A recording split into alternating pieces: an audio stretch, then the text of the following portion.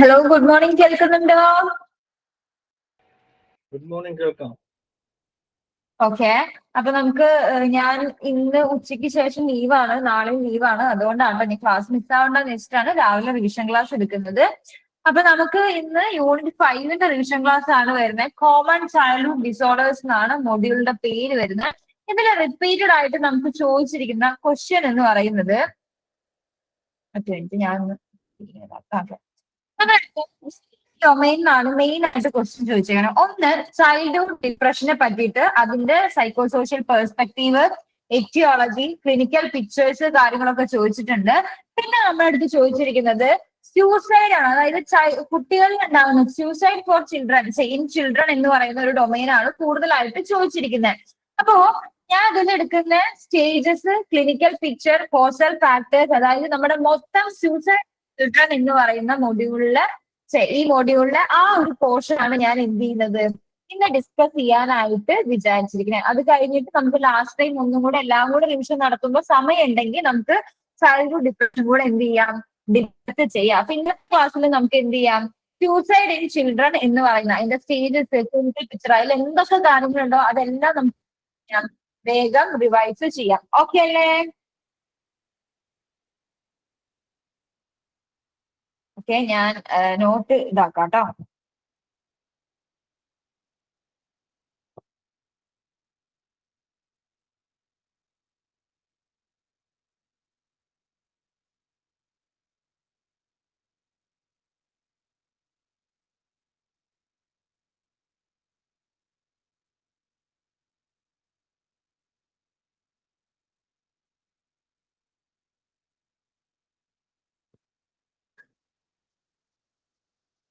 അപ്പോ suicide in children എന്ന് പറയുന്നത് നമുക്ക് കുറച്ചുകൂടെ കണക്റ്റഡ് ആയിട്ട് അല്ലെങ്കിൽ ചുറ്റും നടക്കുന്ന കാര്യങ്ങളൊക്കെ വെച്ച് എന്ത് ചെയ്യാൻ പറ്റും, ഒരു സബ്സ്റ്റൻസ് കിട്ടിക്കഴിഞ്ഞാൽ നമുക്ക് ഉണ്ടാക്കി ആയാലും എഴുതാൻ പറ്റുന്ന ഒരു കാര്യമാണ്. എന്ന് വെച്ചാൽ കംപ്ലീറ്റ് ഉണ്ടാക്കി എഴുതരുത്, നമ്മൾ ഇതിന്റെ ഉള്ളിലെ കണ്ടന്റ് വെച്ചിട്ട് നമ്മുടേതായിട്ടുള്ള ഭാഷയിൽ അണ്ടർലൈൻ ചെയ്ത് സബ്സ്റ്റെയിൻ ചെയ്തിട്ടൊക്കെ എന്ത് ചെയ്താൽ മതി, എഴുതിയാൽ മതി കേട്ടോ. അപ്പോ സ്യൂസൈഡ് ഇൻ ചിൽഡ്രനിൽ എന്താണ് ആദ്യം സ്യൂസൈഡ് എന്ന് പറയുന്നത്, അല്ലെങ്കിൽ എന്താണ് അതിന്റെ സീരിയസ്നെസ്, അല്ലെങ്കിൽ എന്താണ് ഇതിനോട് ഉദ്ദേശിക്കുന്നത് എന്നുള്ള കാര്യം ഒരു ഇൻട്രൊഡക്ഷൻ ആയിട്ട് എഴുതണം. Suicide is a serious threat to global health care and is closely associated with mental health problems, especially depression. എന്താ പറയുന്നത്, സൂസൈഡ് എന്ന് പറയുന്നത് വേൾഡ് വൈഡ് ആയിട്ടുള്ള ഒരു പ്രോബ്ലം ആണ്, ഒരു മേജർ ആയിട്ടുള്ള പ്രോബ്ലം ആണ്. അത് strongly linked to mental illness like depression പോലത്തെ സീരിയസ് ആയിട്ടുള്ള അല്ലെങ്കിൽ സിവിയർ ആയിട്ടുള്ള മെന്റൽ ഇൽനസ് ആയിട്ടാണ് ഇത് എന്ത് ചെയ്തേക്കണേ, അസോസിയേറ്റ് ചെയ്ത് കിടക്കുന്നത്. Suicide is an act of self-harm which leads to death. According to American Psychological Association, suicide is death caused by self-directed injuries behavior with an intention to die as a result of the behavior. എന്താ suicide എന്നുള്ളതിന്റെ ഒരു definition ആണ് കൊടുത്തിരിക്കുന്നത് കേട്ടോ. Suicide എന്ന് പറയുന്നത് എന്താണ്, നമ്മളൊരു സെൽഫ് ഹാം ബിഹേവിയർ കാണിക്കുകയാണ്. ഈ നമ്മൾ എന്താണ്, ഡെത്ത് ആണ് നമ്മൾ എന്ത് ചെയ്യുന്നത്, അതിന്റെ ഒരു ഔട്ട്കം ആയിട്ട് നമ്മൾ വെക്കണം. പറയുമ്പോൾ എനിക്ക് ഭയങ്കര ഓക്വേർഡ് ആണ് ഈ ഡെഫിനിഷൻ പറയുമ്പോൾ. അപ്പോ according to American Psychological Association, suicide എന്ന് പറയുന്നത് എന്താ, നമ്മുടെ സെൽഫ് ഡയറക്റ്റഡ് ആയിട്ടുള്ള ഇഞ്ചുറീസ് ആയിട്ടുള്ള ബിഹേവിയറിലൂടെ നമ്മൾ ഡെത്തിലേക്ക് എത്താനായിട്ടാണ് ശ്രമിച്ചുകൊണ്ടിരിക്കുന്നത്. അതായത് ഇതിന്റെ റിസൾട്ട് ഓഫ് ദ ബിഹേവിയർ, ഈ സെൽഫ് ഡയറക്റ്റഡ് ആയിട്ടുള്ള ഇഞ്ചുറീസിന്റെ റിസൾട്ട് എന്ന് പറയുന്നത് ഡെത്ത് ആണ് നമ്മൾ എന്ത് ചെയ്യുന്നത്, പോസിബിൾ ഔട്ട്കം ആയിട്ട് വെക്കുന്നത്. അപ്പൊ നമുക്കറിയാലേ, സെൽഫ് ഡയറക്റ്റഡ് ആയിട്ടുള്ള ഇഞ്ചുറീസ് ബിഹേവിയർ എന്ന് പറയുന്നത് എന്താ, കൈ മുറിക്കുക, അതേപോലെ മറ്റേ കെട്ടി തൂങ്ങുക, അതുപോലെ വെള്ളത്തിക്ക് എടുത്ത് ചാടുക, ഇങ്ങനത്തെ കാര്യങ്ങളൊക്കെ എന്താണ്, നമ്മൾ സെൽഫ് ഡയറക്റ്റ് ആയിട്ട് ഇഞ്ചുറി ഉണ്ടാക്കാനായിട്ട് നോക്കുന്ന കാര്യങ്ങളാണ്. അപ്പൊ ഇതിന്റെ റിസൾട്ട് ആയിട്ട് സൂസൈഡ് ചെയ്യുന്ന ആൾക്കാർ, അല്ലെങ്കിൽ സ്വയം ജീവിതം നശിപ്പിക്കുക എന്നുള്ള ഒരു പെർസ്പെക്റ്റീവില് അവരെന്താ ഉദ്ദേശിക്കുന്ന, ജീവിതമേ വേണ്ട അല്ലെങ്കിൽ മരിച്ചാൽ മതി എന്നുള്ളതാണ് ഇവർ ഉദ്ദേശിക്കുന്ന ഔട്ട്കം എന്ന് പറയുന്നത്. ഇനി കുറച്ച് ടെർമിനോളജിയാണ് ഇവിടെ പരിചയപ്പെടുത്തുന്നത്. എന്താണ് സൂസൈഡൽ ഐഡിയേഷൻ? നമ്മൾ ഡിപ്രഷന്റെ ഒക്കെ ക്രൈറ്റീരിയ പഠിച്ചു കഴിഞ്ഞാൽ കേട്ടിട്ടുണ്ടാവും സൂസൈഡൽ ഐഡിയേഷൻ എന്നൊക്കെ.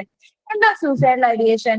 Thinking about suicide and wanting to take one's own life. നമ്മൾ എന്ത് ചെയ്യാണ്, സൂസൈഡ് ചെയ്യണതിനെ പറ്റിയിട്ട് ചിന്തിക്കുക, അല്ലെങ്കിൽ നമ്മുടെ ലൈഫ് നമ്മൾ സ്വന്തമായിട്ട് എടുക്കാം അല്ലെങ്കിൽ മതി എന്നുള്ള ഒരു സാധനത്തിനെയാണ് നമ്മൾ എന്ത് പറയാ, സൂസൈഡ് ഐഡിയേഷൻ എന്ന് പറയാം. It can be passive, where one wishes to die but lacks the intent to plan to commit suicide, or it can take an active form where one not only thinks about it but also makes specific plans and has the intention to carry out suicide. ഇതിൽ എന്താ ഉദ്ദേശിക്കുന്നത്? Suicide ideation എന്ന് പറഞ്ഞാൽ നമ്മൾ പറഞ്ഞു അല്ലെ, നമ്മൾ എന്ത് ചെയ്യാണ്, നമ്മുടെ സ്വന്തം ലൈഫ് നമ്മൾ തന്നെ ടേക്ക് ചെയ്യാണ് അല്ലെങ്കിൽ സൂസൈഡ് എന്നെ പറ്റി ചിന്തിക്കുന്നതിനെയാണ് നമ്മൾ സൂസൈഡ് ഐഡിയേഷൻ എന്ന് പറയാം. ഇതിന് രണ്ട് ടൈപ്പ് ഉണ്ട്. ഒന്നാമത്തെ പാസീവും രണ്ടാമത്തെ ആക്റ്റീവും. പാസീവ് എന്ന് പറയുന്നത് ഇയാൾക്ക് മരിക്കണം എന്നുള്ള കാര്യമാണ്, പക്ഷെ എങ്ങനെ മരിക്കും, എപ്പ ചെയ്യണം എന്നുള്ള പ്ലാൻ ഒന്നും ഇല്ല. ചില ആൾക്കാർ കേട്ടില്ലേ, ചത്താ മതി എന്നൊക്കെ പറയുന്ന ആൾക്കാർ നമ്മൾ കേൾക്കാറുണ്ട് സെഷനിലൊക്കെ, സാധാരണ നമ്മളും പറയാറൊക്കെ ഉണ്ട്. അപ്പോ ഇതെന്താണ് പാസീവ് ആയിട്ടുള്ള സൂസൈഡ് ഐഡിയേഷൻ? എന്താ, wishing to die but having no plan. ഇവർക്ക് എന്തില്ല, ഒരു തരത്തിലുള്ള പ്ലാൻ ഇല്ല. ആക്റ്റീവ് ആണെന്നുണ്ടെങ്കിൽ ഇവർ എങ്ങനെയാണെന്ന് വെച്ച് കഴിഞ്ഞാൽ മരിക്കണം എന്നുള്ള ആഗ്രഹം അല്ലെങ്കിൽ മരിച്ചേ പറ്റൂ എന്നുള്ളൊരു സാധനം ഇവർക്കുണ്ട്, പക്ഷെ എന്തുണ്ട്, ക്ലിയർ പ്ലാനും ഇവർക്കുണ്ട്. അതായത് thinking about dying and having a clear plan, എങ്ങനെ മരിക്കണം, എപ്പ ചെയ്യണം എന്നുള്ള കാര്യങ്ങളൊക്കെ എന്തുണ്ട്, ഇവർക്കുണ്ട്. പാസീവ് ആണെന്നുണ്ടെങ്കിൽ എനിക്കിനി ജീവിച്ചിട്ട് കാര്യമില്ല എന്നുള്ള രീതിക്കുള്ള ഒരു തോട്ട് ആയിരിക്കും. ആക്റ്റീവ് ആണെന്നുണ്ടെങ്കിൽ I will jump from the roof tomorrow, ഞാൻ എന്ത് ചെയ്യും, നാളെ എന്റെ വീടിന്റെ മുകളിൽ നിന്ന് ചാടും. ഇങ്ങനത്തെ വ്യക്തമായ പ്ലാനിങ് അവർക്ക് ഉണ്ടാവും. ഇതിനെയാണ് സൂസൈഡ് ഐഡിയേഷൻ. സൂസൈഡ് ഐഡിയേഷൻ രണ്ട് ടൈപ്പ് ഉണ്ട്, പാസീവ് ആൻഡ് ആക്റ്റീവ്. അടുത്തത് സൂസൈഡ് അറ്റംപ്റ്റ് ആണ്. A potential of injury, self-injuries act which does not lead to death but may result in serious injury. എന്താ പറയുന്നത്? സൂസൈഡ് അറ്റംപ്റ്റ് എന്ന് പറയുന്നത് ഇയാൾ എന്ത് ചെയ്യാണ്, മരിക്കാനായിട്ടുള്ള പരിപാടികളൊക്കെ തുടങ്ങി, അതായത് ട്രൈ ചെയ്ത് തുടങ്ങി, പക്ഷെ ഇയാൾ എന്ത് ചെയ്യുന്നു, ഇഞ്ചുറി മാത്രമേ ഉണ്ടായുള്ളൂ, സ്റ്റിൽ ആൾ എന്താണ്, ജീവിച്ചിരിക്കുന്നുണ്ട്. ചില ആൾക്കാർ കണ്ടിട്ടില്ലേ, നമ്മുടെ സിനിമയിലൊക്കെ കണ്ടിട്ടുണ്ടാവും അല്ലെ, കൈ മുറിക്കുമ്പോഴേക്കും ആരെങ്കിലും വന്ന് കാണുന്നു, പക്ഷെ ഒരു ചെറിയ മുറിവ് വന്നിട്ടുണ്ടാവും. അതാണ് സൂസൈഡ് അറ്റംപ്റ്റ് എന്ന് പറഞ്ഞാൽ. ഇവര് നടത്തി, എന്താ, സൂസൈഡ് അറ്റംപ്റ്റ് ഇവര് നടത്തിയിട്ട് അല്ലെങ്കിൽ മരിക്കാനുള്ള ശ്രമം അവർ നടത്തിയിട്ടുണ്ട്, പക്ഷെ സ്റ്റിൽ അവരെന്താണ്, ഇപ്പോഴും സർവൈവ് ചെയ്യുന്നുണ്ട്. അടുത്തത് ഡെത്ത് ബൈ സൂസൈഡ് ആണ്. ഡെത്ത് ബൈ സൂസൈഡ് എന്ന് പറഞ്ഞു കഴിഞ്ഞാൽ ഈ അറ്റംപ്റ്റും അതേപോലെ ഐഡിയേഷൻ വന്നു, അറ്റംപ്റ്റ് നടത്തി, ഇപ്പോ ഈ പറഞ്ഞ വ്യക്തി ഇല്ല എന്നുണ്ടെങ്കിൽ നമ്മൾ അതിന് ഡെത്ത് ബൈ സൂസൈഡ് എന്നാണ് പറയാ. ഒരു 3 ടെർമിനോളജിയാണ് ഇതിൽ പറയുന്നത്. ഇപ്പൊ സൂസൈഡ് ഓഫ് ചിൽഡ്രൻ എന്ന് ചോദിക്കുമ്പോൾ എന്താണ് സൂസൈഡ്, അതിന്റെ 3 terminology according to APA, American Psychological Association എന്താണ് പറയുന്നത് എന്നുള്ള കാര്യങ്ങളൊക്കെ നമ്മൾ എന്ത് ചെയ്യണം, എഴുതണം. ക്ലിയർ ആണോ ഇൻട്രൊഡക്ഷൻ? ആണോ? ഇനി സ്റ്റേജസ് ഓഫ് സൂസൈഡ്. ചില ക്വസ്റ്റ്യൻസിന് സൂയിസൈഡും ചിൽഡ്രനും മാത്രം പറഞ്ഞിട്ടില്ല, സൂയിസൈഡ് മാത്രമേ പറഞ്ഞിട്ടുള്ളൂ. ഇത് തന്നെ എഴുതിയാ മതി.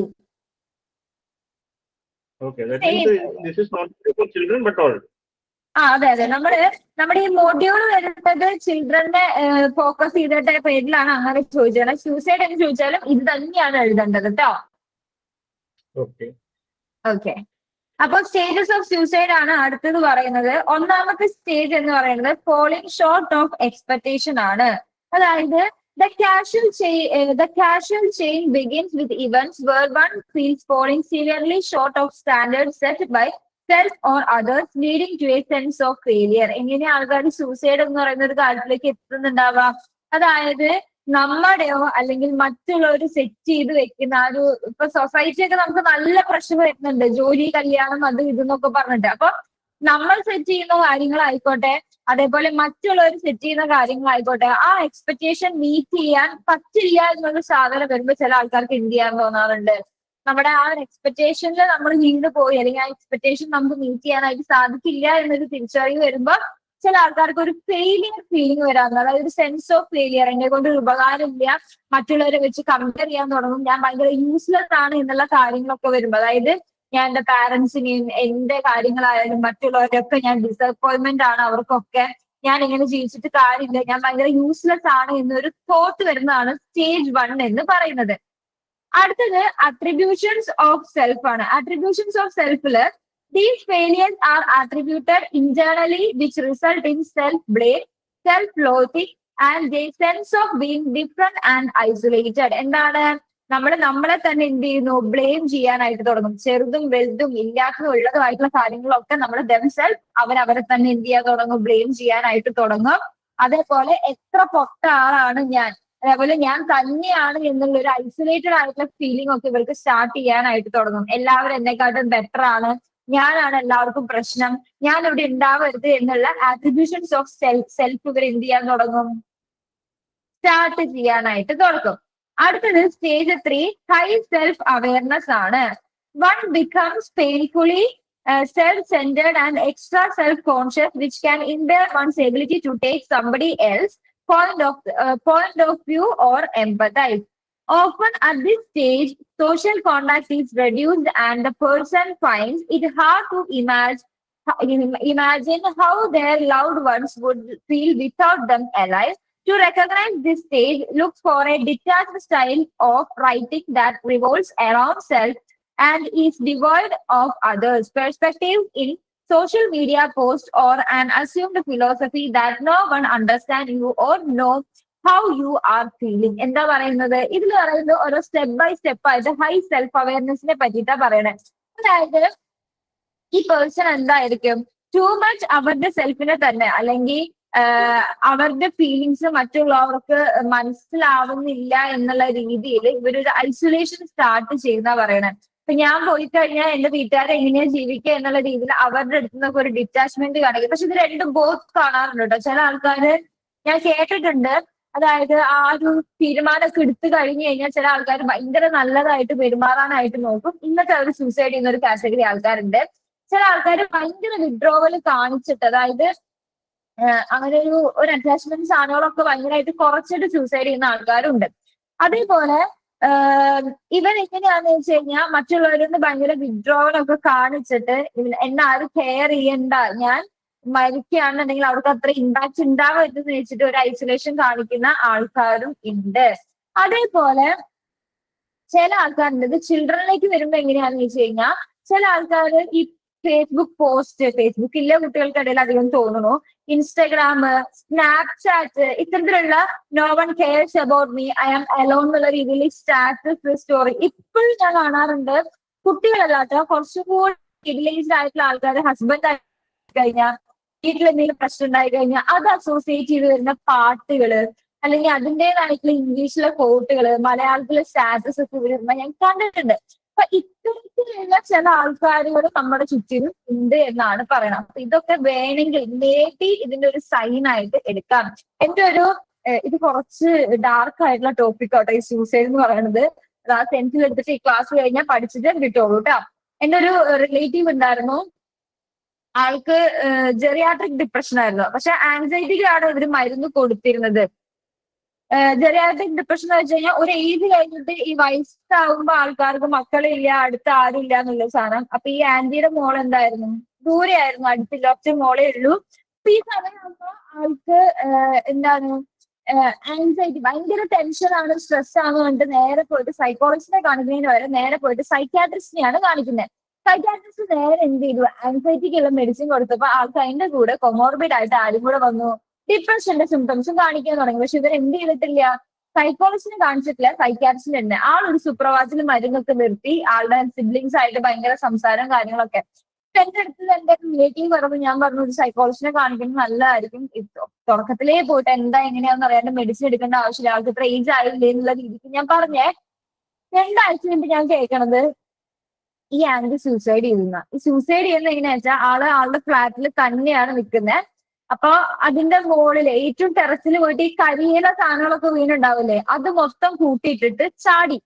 അപ്പൊ അടിയിൽനിന്നാണ് തീ വരുന്നത്. അപ്പൊ ആളുടെ നൈറ്റി മാത്രം കത്തിയിട്ട് ഹാഫ് പോർഷൻ മാത്രമേ പൊള്ളിയുള്ളൂ. ഒരു 60% പൊള്ളി, ബാക്കി എന്താകാണ് ഒരു പ്രശ്നം ഇല്ലാണ്ട് കിടക്കുക. പക്ഷെ കുറച്ചു നാൾ ഐസിയുവിലും വെന്റിലേറ്റർ ഒക്കെ ആയിട്ട് ആള് മരിച്ചു പോയിട്ട്. അപ്പൊ ഞാൻ പറഞ്ഞു വന്നത്, ചില ആൾക്കാർ ഭയങ്കര ഫെമിലിയർ ആയിട്ട് അല്ലെങ്കിൽ ഭയങ്കര സ്നേഹത്തോടെ പെരുമാറുന്ന ആൾക്കാർ ഉണ്ടാവും ഇത് തീരുമാനിച്ചിട്ട്. ചില ആൾക്കാര് ഭയങ്കര ഡിറ്റാച്ച്മെന്റ് ഇട്ടിട്ട് അല്ലെങ്കിൽ അറ്റാച്ച്മെന്റ് ഒന്നും ഇടാണ്ട് പെരുമാറുന്ന ആൾക്കാരും നമ്മുടെ ഇടയിലുണ്ട്. അതാണ് സ്റ്റേജ് 3 പറയുന്നത്.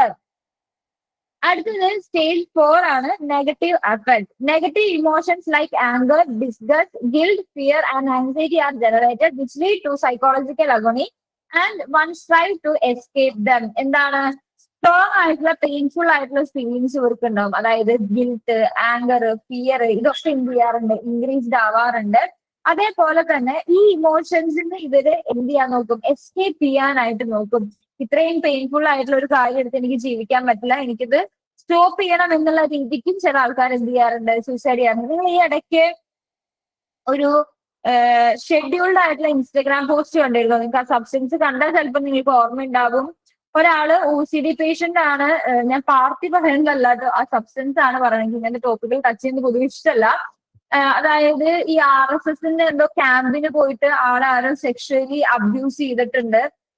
അതായിരുന്നു ആളുടെ പ്രീഡിസ്പോസിങ് ഫാക്ടർ. അത് കുറച്ച് നാൾ തെറാപ്പി എടുത്തപ്പോഴാണ് ഇയാൾക്ക് മനസ്സിലായത്. അങ്ങനെ ആള് OCD പേഷ്യന്റ് ആണ്. ആള് കാണിക്കുന്ന മെഡിസിൻസ് ഒക്കെ കഴിക്കണ മെഡിസിൻസ് എന്നൊക്കെ പറഞ്ഞിട്ട് ആള് മരിച്ചു കഴിഞ്ഞിട്ട്, അതായത് ആള് സൂസൈഡ് ചെയ്ത് കഴിഞ്ഞിട്ട് ഇൻസ്റ്റാഗ്രാമിൽ നമുക്ക് ഷെഡ്യൂൾഡ് പോസ്റ്റ് ഇടാനായിട്ട് പറ്റും. ഇന്ന ദിവസം ഈ പോസ്റ്റ് തന്നെ അപ്ലോഡ് ആവും. അങ്ങനെ ഒരു സൂസൈഡ് നോട്ടാണ് ആള് ആദ്യം ഇരുന്നത്. അതിനുശേഷം ആള് സൂസൈഡ് ചെയ്യുന്നതിന് മുന്നെടുത്ത ഷെഡ്യൂൾഡ് പോസ്റ്റ് വന്നിട്ടുണ്ട്. അതിലാണ് ആള് പറയുന്നത് ഇന്ന വ്യക്തിയാണ് എന്നെ സെക്ഷലി അബ്യൂസ് ചെയ്തിട്ടുള്ളത്. OCDക്ക് എനിക്ക് വയ്യ ഈ ഒബ്സഷനും ഈ സാധനങ്ങളും വെച്ച് സ്ട്രഗിൾ ചെയ്യാനായിട്ട് എന്നുള്ള രീതിക്ക് അവർ എന്ത് പറയുന്നു, അവർ പറയാണ്. ഞാൻ അതിന്റെ വീഡിയോ നിങ്ങൾ ആരെങ്കിലും കണ്ടിട്ടുണ്ടായിരുന്നോ? അത് എനിബഡി? കണ്ടിരുന്നു.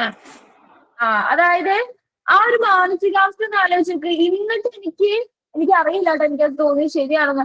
അത് കമന്റ് ബോക്സ് മൊത്തം പാർട്ടി മാത്രമേ അവർ സംസാരിക്കുന്നുള്ളൂ. ആ ഒരാളുടെ മാനസികാവസ്ഥ എന്തായിരുന്നു, ഈ ഒരു സൈക്കോളജിക്കൽ കാര്യത്തിലേക്ക് എത്തിയത് എങ്ങനെയാണ്, അല്ലെങ്കിൽ ആ വീട്ടുകാരുടെ മാനസികാവസ്ഥ, ഇതൊന്നുമല്ല. അവിടെ ഈ പാർട്ടിക്കാർ അങ്ങോട്ടും കുറെ തെരുവിലും കുറെ കാര്യം. അപ്പൊ ഇതെന്തോ പാർട്ടി സബ്സ്റ്റൻസ് ആയിട്ട് എടുത്തേക്കണം. അതായത് മെന്റൽ ഹെൽത്തിന്റെ കാര്യമായിട്ടല്ല ആൾക്കാർ എടുത്തതെന്ന് എനിക്ക് പേഴ്സണലി തോന്നിയിരുന്നു. എല്ലാ കമന്റും അല്ല, എക്സെപ്ഷൻ കേസുകളുണ്ട്.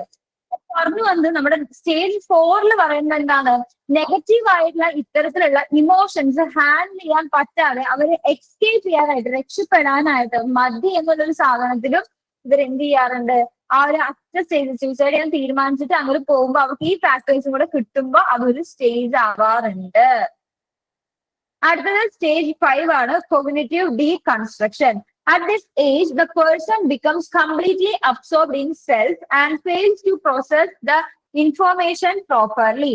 For instance, time is perceived at an altered pace and feels to slow down.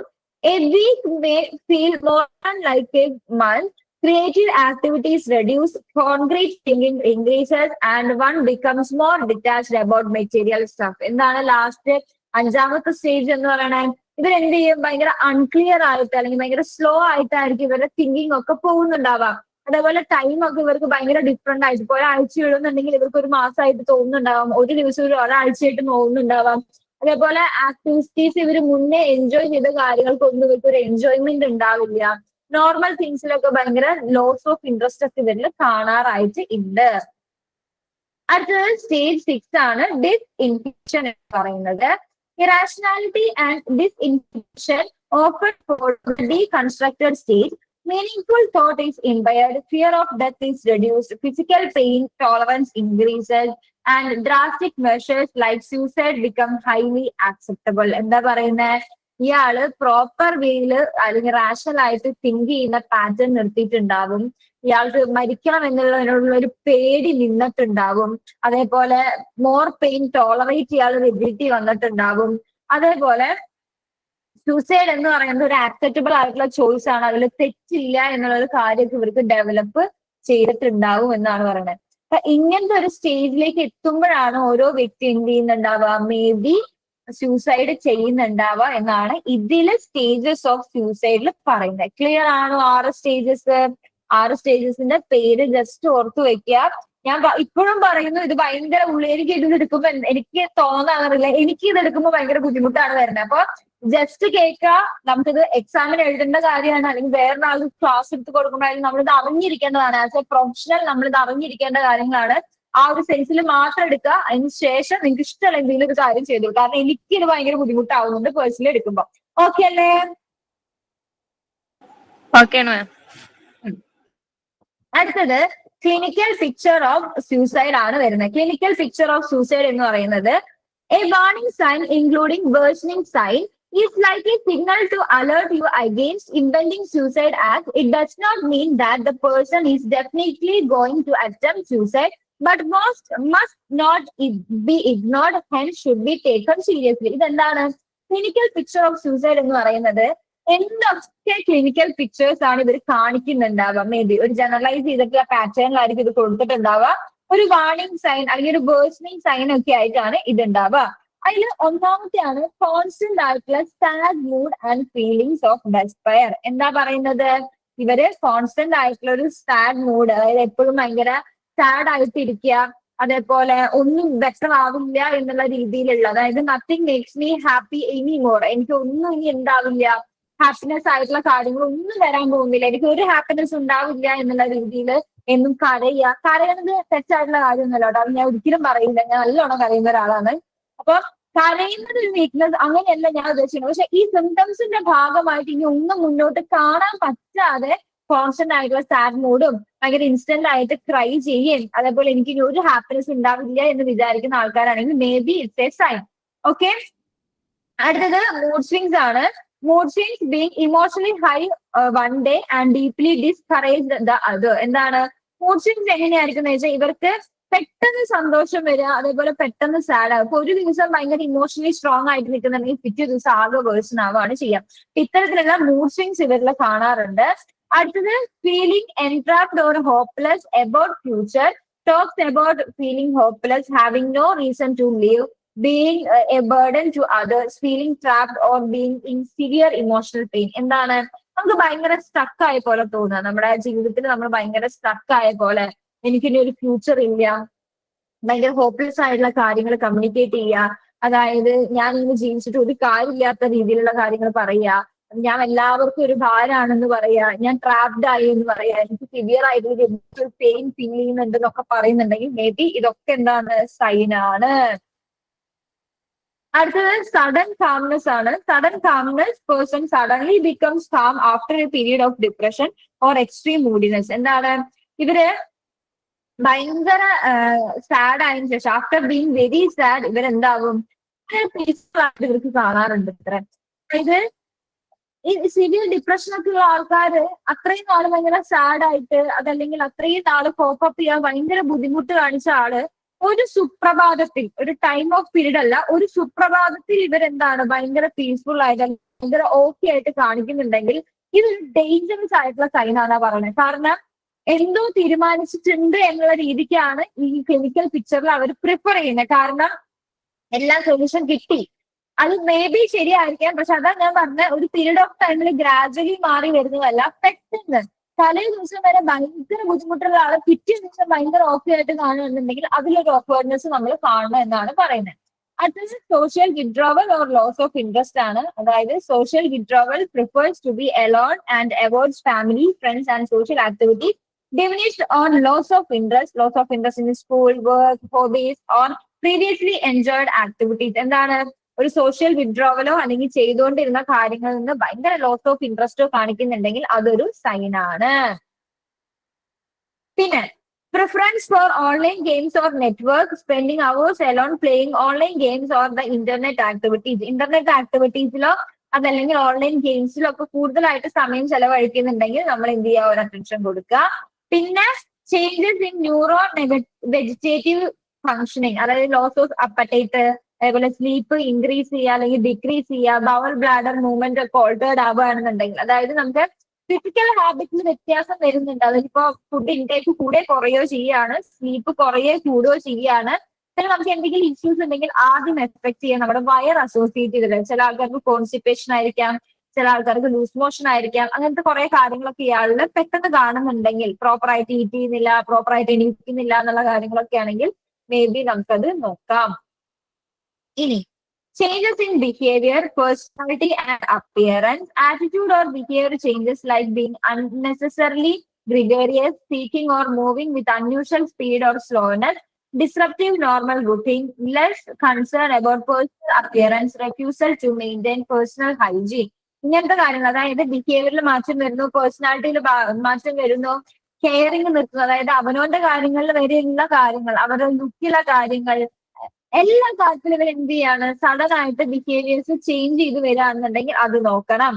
പിന്നെ ഇൻക്രീസ്ഡ് റിസ്ക് ബിഹേവിയർ ആണ്. Engages in potentially dangerous and self harming behaviours like reckless driving, having unsafe sex or increased use of drugs and or alcohol. എന്ത് ചെയ്യാണ്, increased ആയിട്ടുള്ള harmful ആയിട്ടുള്ള activities ഇയാൾ കാണിക്കുന്നുണ്ടെങ്കിൽ, ചിലപ്പോൾ dangerous ആയിട്ടുള്ള driving ആയിരിക്കാം, അതിപ്പോ കാർ ആയിക്കോട്ടെ, ബൈക്ക് ആയിക്കോട്ടെ, എന്തും ആയിക്കോട്ടെ, ഈവൻ റോട്ടിൽ കൂടെ നടക്കുമ്പോൾ വരെ ഭയങ്കര സോൺ ഔട്ട് ആവുന്നതായിരിക്കാം, അൺസേഫ് ആയിട്ടുള്ള സെക്സ് ചെയ്യുന്നതായിരിക്കാം.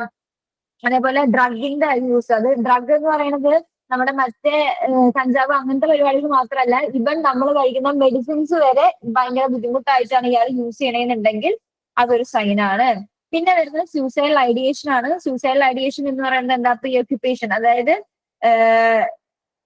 ഇങ്ങനത്തെ കാര്യങ്ങൾ ചെയ്യണം, അല്ലെങ്കിൽ മരിച്ചു പോയേ പറ്റൂ, അല്ലെങ്കിൽ സൂസൈഡിനെ പറ്റി കൂടുതലായിട്ട് സംസാരിക്കുക, അത് എങ്ങനെ മരിക്കുക, അല്ലെങ്കിൽ പോസിബിൾ ആയിട്ടുള്ള കാര്യങ്ങൾ ഓൺലൈനിൽ സെർച്ച് ചെയ്യുക എന്നുണ്ടെങ്കിൽ അത് നമ്മൾ ശ്രദ്ധിക്കണം.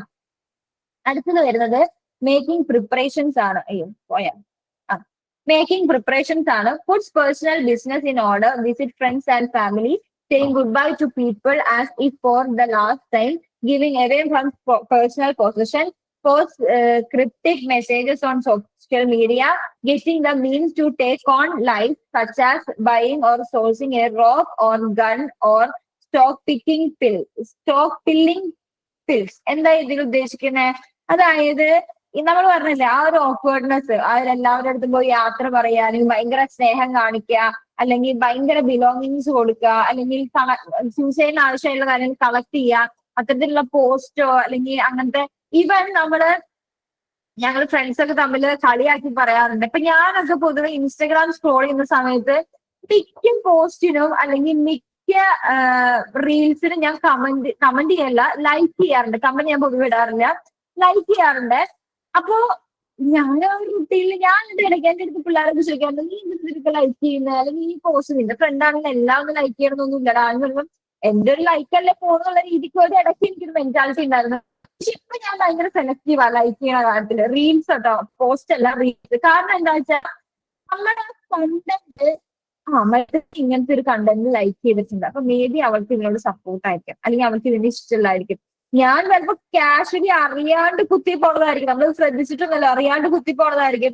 പക്ഷെ അപ്പുറത്തെ ആൾക്ക് അങ്ങനത്തെ ഒരു പെർസെപ്ഷൻ ഉണ്ടാക്കുന്നുണ്ട്. ഓക്കെ, അപ്പോ അതാണ് ഞാൻ പറഞ്ഞു തന്നെ, അങ്ങനത്തെ സോഷ്യൽ മീഡിയയിൽ പോസ്റ്റോ മെസ്സേജോ അതല്ലാണ്ട് ഇവൻ അവർ ലൈക്ക് ചെയ്യുന്ന കാര്യങ്ങൾ വരെ ഒരു ഓക്വേർഡ്നെസ് ഉണ്ടെങ്കിൽ നമുക്ക് വേണമെങ്കിൽ എന്ത് ചെയ്യാം, ഒരു അറ്റൻഷൻ കൊടുക്കാം എന്നാണ് പറയുന്നത്. ഇത്രയാണ് clinical picture of suicide. Clear ആണോ?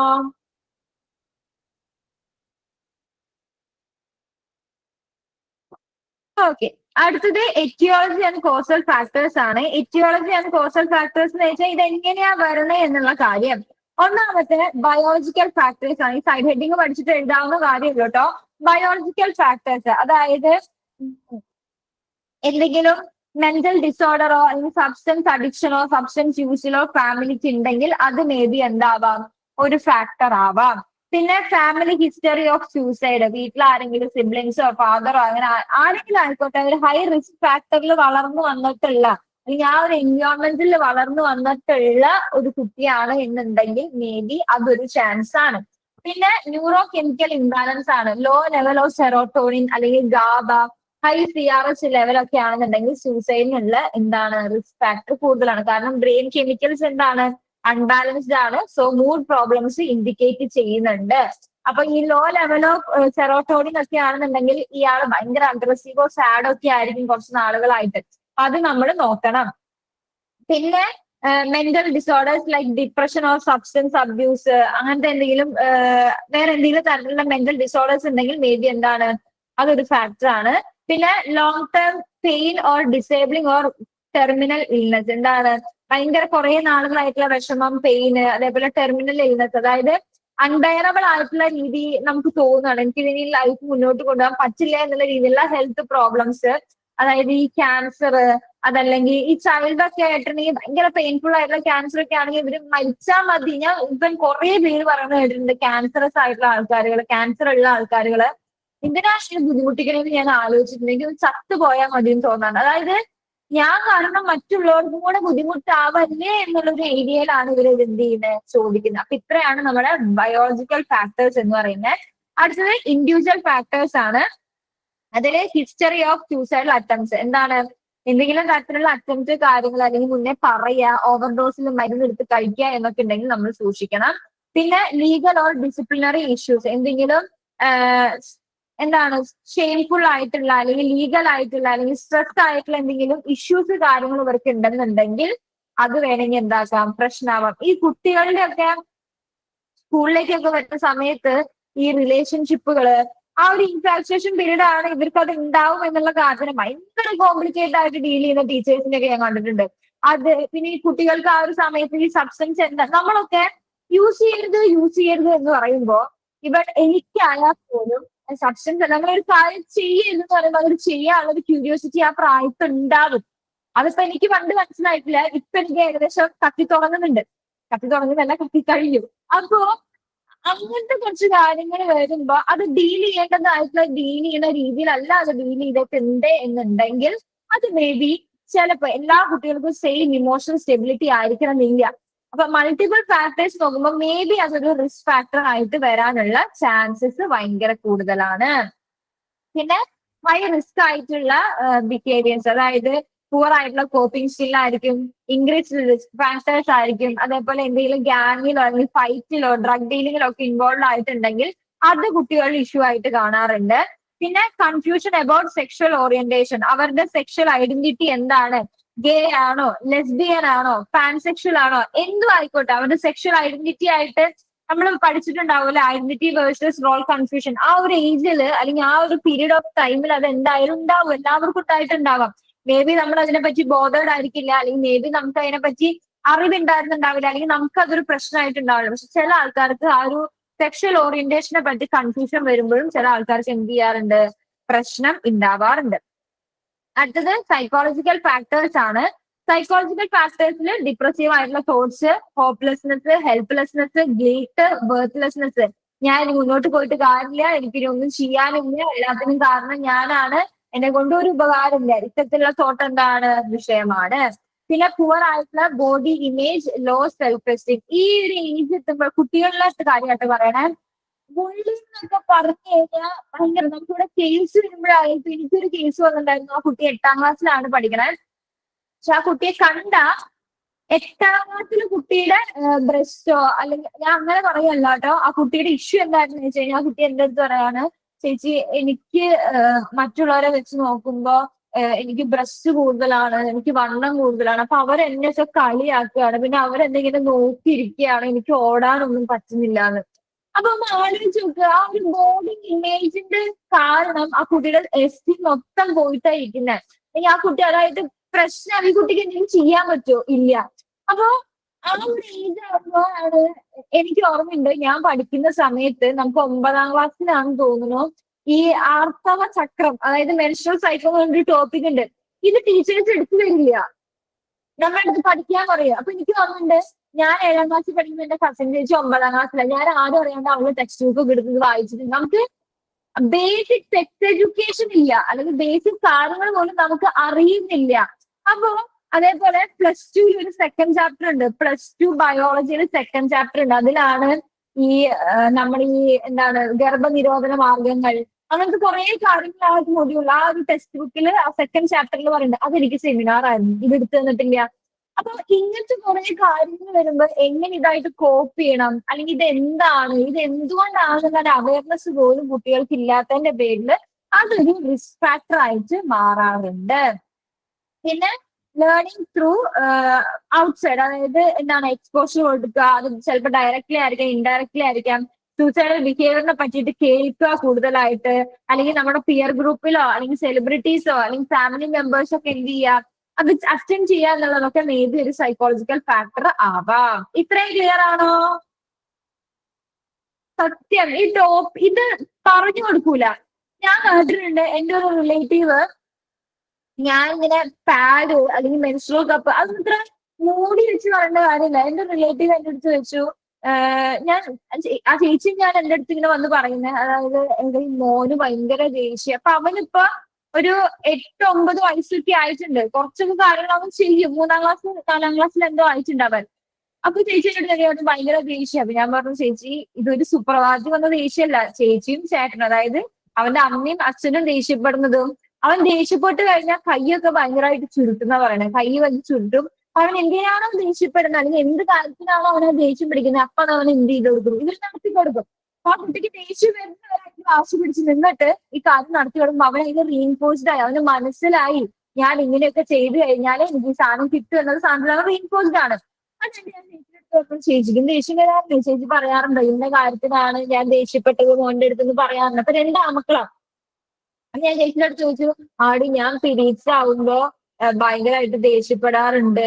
അപ്പൊ ഞാൻ ചോദിച്ചു, ചേച്ചിക്ക് പറഞ്ഞുകൂടെ, അല്ലെങ്കിൽ ഇതുകൊണ്ടാട്ടോ അമ്മക്ക് മാസത്തിൽ ഇങ്ങനെ വരും, അതുകൊണ്ടാണ് അമ്മ ദേഷ്യപ്പെടുന്നത് കേട്ടോ, മോൻ അത് കാര്യമാക്കരുതെന്നൊന്ന് ജസ്റ്റ് പറഞ്ഞുകൂടെ എന്ന് ഞാൻ ചോദിച്ചു. ചേച്ചി പറഞ്ഞു ഇനി അതെങ്ങനെയാ പറഞ്ഞ. ഞാൻ പറഞ്ഞു ചേച്ചി നമ്മൾ എല്ലാ മാസവും നമുക്ക് ഇങ്ങനെ ഉണ്ടാവും, അവിടെ ഒരു ബ്ലഡിന്റെ ഇത് വരികയാണ്, അത് അമ്മ ക്യാരിങ് ആയില്ലെങ്കിൽ അല്ലെങ്കിൽ അമ്മ പ്രഗ്നന്റ് ആയിട്ടില്ല എന്നുണ്ടെങ്കിൽ അത് ഷെഡ് ചെയ്ത് പോണതാണ്.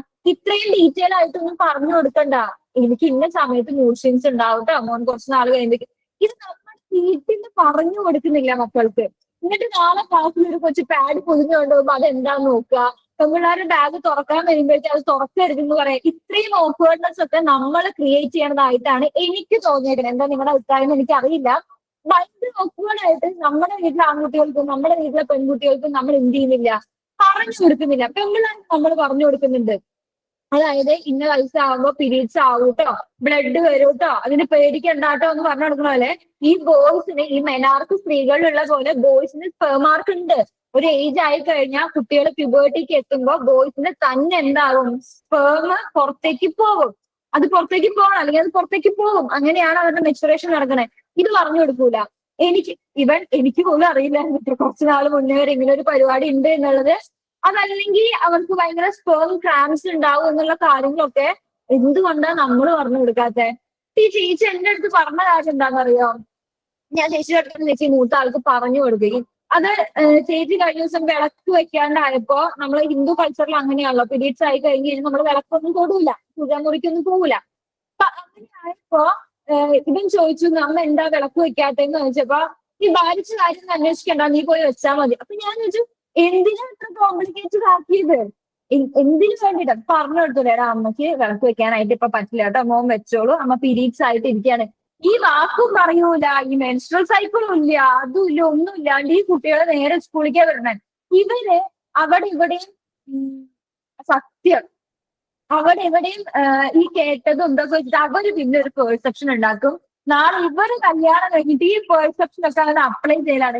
ഇവിടെ ഒരു നമ്മളൊരു കേസ് പോലെ വന്നതാണെന്ന് തോന്നുന്നു. കേസാണോ ജേണൽ ആണോ ഞാൻ വായിച്ചതെന്ന് അറിയില്ല. അതായത് ഈ ഹസ്ബൻഡ് എപ്പോഴും വൈഫിനെ നിർബന്ധിക്കുക അത്രേ, സെക്സിന് വേണ്ടി നിർബന്ധിക്കുകയാണ്. അപ്പൊ ഈ വൈഫിന് ഒട്ടും ഓക്കെ അല്ല. അപ്പൊ നമ്മുടെ അടുത്തേക്ക് എത്തിയപ്പോ നമ്മള് പറഞ്ഞ കാര്യം, അപ്പൊ ഹസ്ബൻഡ് പറഞ്ഞ കാര്യം ആളുടെ പിയർ ഗ്രൂപ്പിൽ ആൾ ചർച്ച ചെയ്തപ്പോ പണ്ട് കിട്ടിയ സാധനമാണ്. നമ്മള് കല്യാണം കഴിച്ചിട്ട് ആദ്യ നാളിൽ എന്ത് ചെയ്യാണ്, സെക്സ് ചെയ്യുമ്പോ പുറത്തേക്ക് വരുന്ന സ്പേമിലാണ് ഡോക്ടറും എഞ്ചിനീയറും ഒക്കെ ഉണ്ടാവുക. അവസാനമാകുമ്പോ അത്ര, അതായത് ആ സൊസൈറ്റി വരുന്ന ആ ഒരു ജോബിന്റെ ഒരു കാറ്റഗറി ഉണ്ടല്ലോ, അതില് കുറച്ച് അടിയിലുള്ള കാറ്റഗറിയിലായിട്ട് നമുക്ക് കുട്ടികൾ ഉണ്ടാവാന്. അതിന് വേണ്ടിയിട്ട് ഈ ഡോക്ടർ എഞ്ചിനീയറിംഗ് സ്പേമിക്കോഡ് ഉണ്ടാക്കാൻ വേണ്ടിയിട്ടാണ് ഇയാൾ എന്ത് ചെയ്തോണ്ടിരിക്കുന്നത്, ഈ ഭാര്യ സെക്സിന് വേണ്ടി നിർബന്ധിച്ചു. ഒന്ന് ആലോചിച്ച് നോക്ക് നമ്മുടെ സെക്സ് എഡ്യൂക്കേഷന്റെ കാര്യം. ഒന്ന് ആലോചിച്ച് നോക്കെ എന്താ ഈ കാട്ടണേന്ന് തോന്നുന്നു. ഇവർക്ക് അറിയില്ല. പല സെഷനിലും നമുക്ക് വന്നിരിക്കും, നമുക്ക് തോന്നുന്നത് ഇവർക്ക് അറിയില്ല. ഈ ഡയലോഗ് അടിക്കണേ എനിക്ക് അറിയില്ലായിരുന്നു. ഞാൻ +2 ബയോളജി സാധനമൊക്കെ പഠിച്ച ആളാണ്. എനിക്ക് ഡിഗ്രി സെക്കൻഡ് ഇയർ പഠിക്കുമ്പോ എന്റെ ഒരു ഫ്രണ്ടാണ് പറഞ്ഞു തരുന്നത്. എനിക്ക് അവൾ ഇരുത്തി പറഞ്ഞു തരുന്നത് എന്താണ് പ്രോപ്പർ സെക്സ് എന്ന് പറയുന്ന കാര്യം, അതായത് എങ്ങനെയാണ് അത് നടക്കണേ എന്നുള്ള കാര്യവും അതേപോലെ കുറച്ച് തെളികളുമാണ് അവൾ എനിക്ക് പഠിപ്പിച്ചു തരുന്നത്. അപ്പൊ എനിക്കത് ഭയങ്കര ഓക്വേർഡ്. അതായത് എനിക്കറിയില്ല, ലിറ്ററലി എനിക്ക് അറിയില്ലായിരുന്നു എന്താണ് ഈ പരിപാടി. ഞാൻ വിചാരിച്ചത് പുതപ്പിന്റെ അടിയിൽ പോയി കഴിഞ്ഞാൽ കുട്ടി ഉണ്ടാവുന്ന, ഓണസ്റ്റ്ലി പറയാന്നുണ്ടെങ്കിൽ പുതപ്പിന്റെ അടിയിൽ പോയി കഴിഞ്ഞാൽ കുട്ടി ഉണ്ടാവുന്നതാണ് ഞാൻ വിചാരിച്ചിരുന്നത്.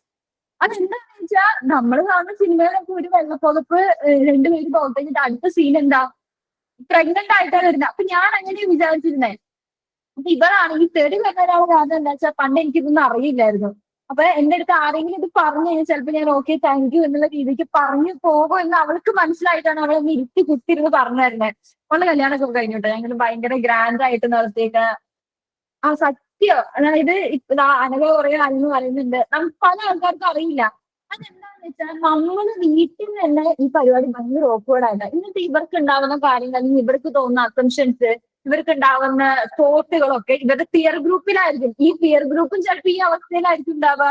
ഇതെല്ലാം കൂടെ ഇങ്ങനെ ചർച്ച ചെയ്തിട്ട് കുറച്ച് കാര്യങ്ങൾ ഇങ്ങനെ ഉണ്ടാക്കി വെക്കും.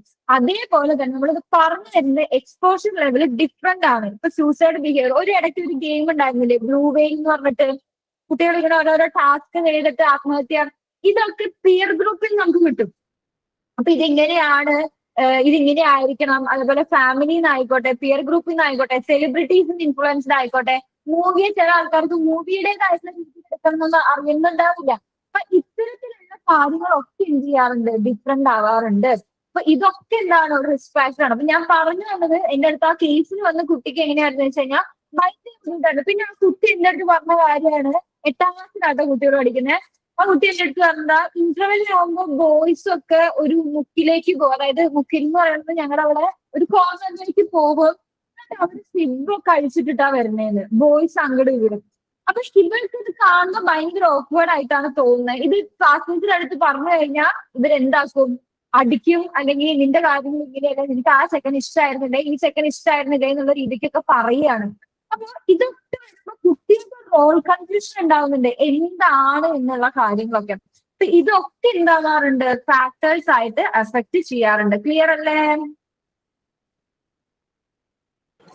ഇതെന്താ പ്രശ്നം എന്ന് വെച്ചാലേ, സ്കൂളിൽ നിന്നൊന്നും കൃത്യമായിട്ട് പറഞ്ഞു കൊടുക്കാത്തതുകൊണ്ട് വരും മൊബൈലിലാണ് പിന്നെ നോക്കുക. അവിടുന്ന് എന്താ കിട്ടുക, വീഡിയോസ് എന്തെങ്കിലും ഒക്കെ കണ്ടിട്ട് പിന്നെ അതാണെന്നാ വിചാരിക്കണ എല്ലാരും. അതെ, ഇത് എവിടുന്ന് ക്ലിയർ ആയിട്ടൊന്നും പറയുന്നില്ലല്ലോ. എവിടുന്നും പറയുന്നില്ല, നമ്മൾ വീട്ടിൽ നിന്നും പറയുന്നില്ല. എല്ലാവർക്കും നോക്കുവാണ്. എനിക്ക് എന്റെ വീട്ടിൽ നിന്ന് പറഞ്ഞു തന്നിട്ടില്ല കേട്ടോ, എന്താണ് എന്നുള്ള സാധനം വീട്ടിൽ നിന്ന് പറഞ്ഞില്ല. ഇപ്പൊ എന്റെ ഏട്ടന്റെ കല്യാണം കഴിഞ്ഞിട്ട് ഇപ്പൊ ഏട്ടത്തിക്ക് ആര്യനാണ്, ഏട്ടത്തിക്ക് 8 month ആയി.